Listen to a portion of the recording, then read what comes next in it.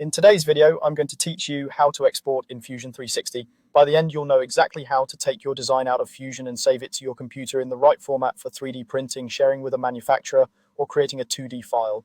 First, have your design open in Fusion 360. Make sure the correct document is active and that you're looking at the part or assembly you want to send out. It's a good idea to save your design before exporting so the latest changes are captured.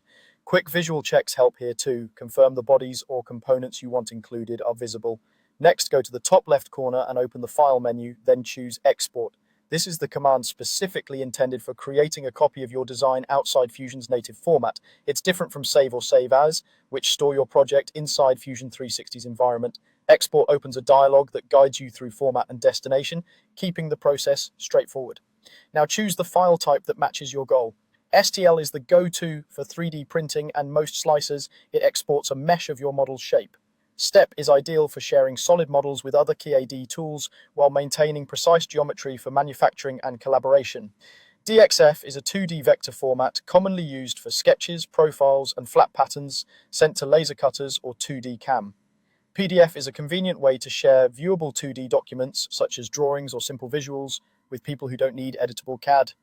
Depending on the type you pick, Fusion may show a few options, things like mesh detail for STL or scope for DXF. If you're unsure, the default settings usually work well, and you can always re-export with different options later. After you've chosen the format, select where on your computer you want the file saved. Pick a folder you'll remember, and give the file a clear, descriptive name. Adding a version or date can help you track iterations, especially if you export frequently during a project.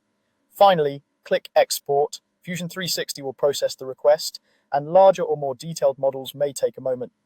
You'll see progress feedback, and once it completes, your file will be ready in the location you selected. That's the entire workflow. Open your design, go to File and choose Export, pick the right file type, set your save location, and click Export. With these simple steps and a bit of format awareness, you can confidently move your Fusion 360 work into the real world.